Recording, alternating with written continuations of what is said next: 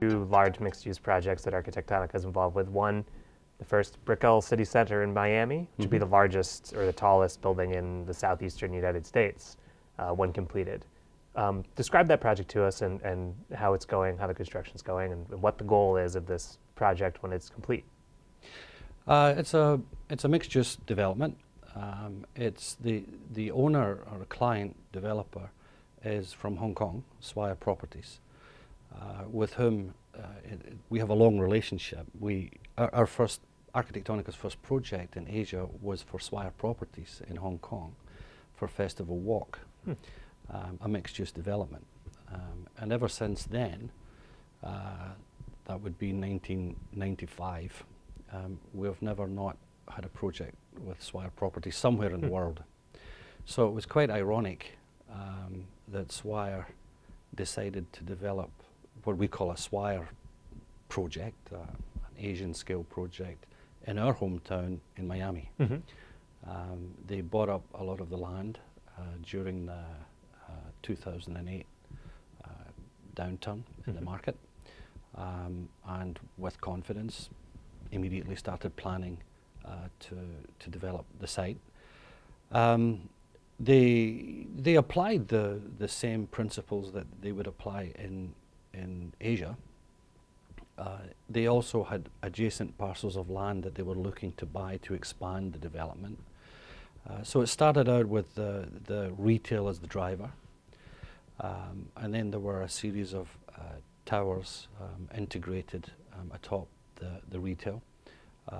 They include an 80-story mixed-use tower, which will have a boutique hotel at the top, and then it will have luxury residential, and then it'll have office, and then it plugs into the retail in the podium.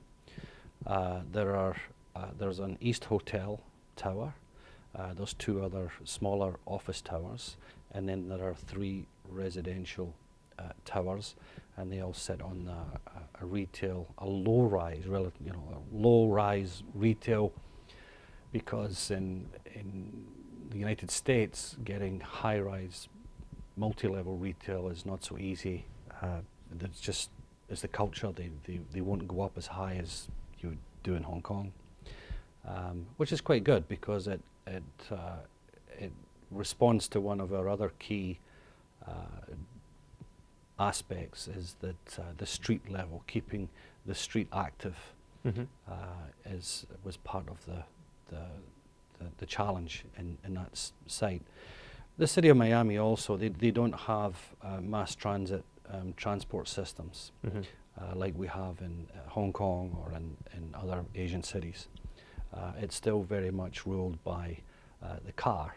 But Swire they're redeveloping the city centre in conjunction with the government and the patterns that you're seeing in the United States, where people are returning to the city centre and creating life and live and work and play in the city centre instead of driving to the suburbs, so to speak. So that's an exciting part of the process, which we do this all the time in Asia, but bringing it to Miami was quite entertaining. Interestingly, they wouldn't allow the streets, the roads to be cut. So the retail, it's a series of city blocks, but we connected them with bridges above, so that you get the flow. And the retail, in many ways, acts as a lubricant to connect the different components of the site, so that you're not crossing roads and conflicting with cars and so forth, but you retain the street life at the same time. So that was one of the interesting. The big difference between Brickell City Center and the projects we do, like typhoons. I also wanted to ask you about typhoons in Hong Kong. And Festival Walk, which we also did for Swire, and other large projects in Shanghai and Beijing that we're doing for Swire, is the mass transit. In the United States, there's still the car requirements is still very prevalent and strong. So that's the big difference. But all the other social community, urban space planning, the gardens on the roof of the retail, not mechanical plant, so that the roof of the retail becomes a garden for the towers above, and also it pulls people up, helps the environment, and so on and so forth. Those principles all sit very well with particularly the climate in Miami. So the main difference is really public transportation is different in the United States than it is in Asia, unless you're in New York, Sure. or in Chicago to a degree. Sure. One more thing I want to ask you, as a architecture firm based in Miami, how important is climate change to your design philosophy, your planning, your work, and what principles do you have that guide design in an era of sea level rise threatening cities like Miami and many others around the world, but Miami among the most? Climate change and sustainability. We've always designed sustainably. There's been a period of, I think, fashion where we have these names and green buildings and green walls and green roofs and so forth. Good design, first of all, responds to the elements and the position of the sun and the light and the shadow and so forth. Depending on the climate of the building, if it's in Boston, it's quite different from Miami because you need more shading on the facade to give comfort and reduce power consumption within the building. But at Arquitectonica, we've always applied those sound principles to good design, which is sustainable design. We try to avoid fashion, so to speak.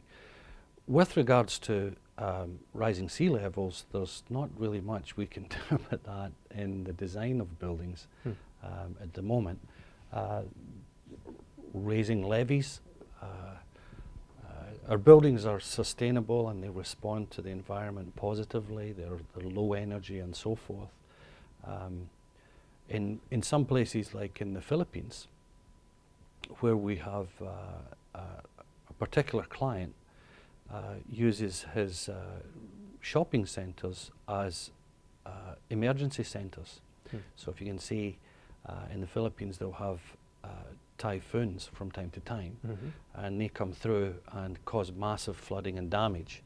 And inside these buildings, we design emergency supplies and relief centers, so that when these emergencies happen, the communities can come to these buildings for shelter, and they've got emergency power, communications, helipads on roofs, and so on and so forth. I mean, now we're talking also in that vein about drone ports for emergency, for commercial purposes, but also these are very becoming prevalent in emergency relief to bring in drone ports. Yes. I mean, if you can imagine, you've probably seen it on the TV. I mean, look at Haiti recently. Yeah, Hurricane Matthew. Yeah, sure. They pull down power lines and they pull down block roads, landslides, flooding, and so on and so forth. And it's difficult for the emergency relief services to get to certain parts. If you look at the awful films of Hurricane Katrina and in New Orleans and people's on roofs and so forth. Interestingly, people congregated in an arena, in a stadium.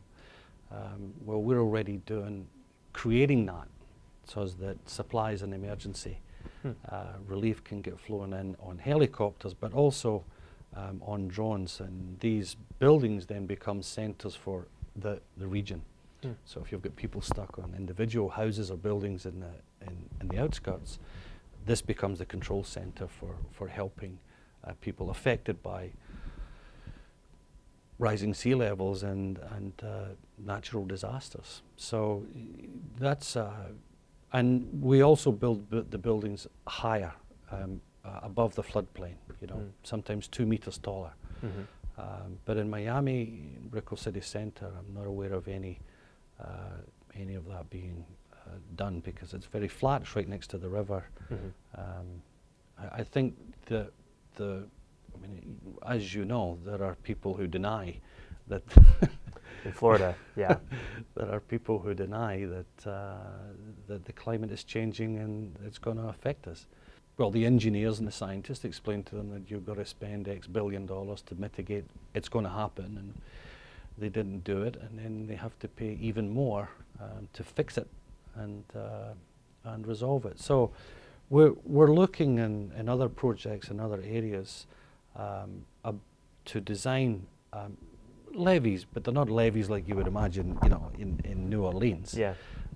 But they're areas where flooding can be, it can happen, it can introduce, but it recedes and it's protected. So green areas and parks in front of these buildings with levee systems. It's not just one barrier, it's a series of them staggered. Sort of managed flooding.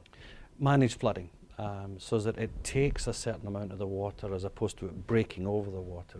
It absorbs water into public open space and landscape before it can reach into the building area or the urban area.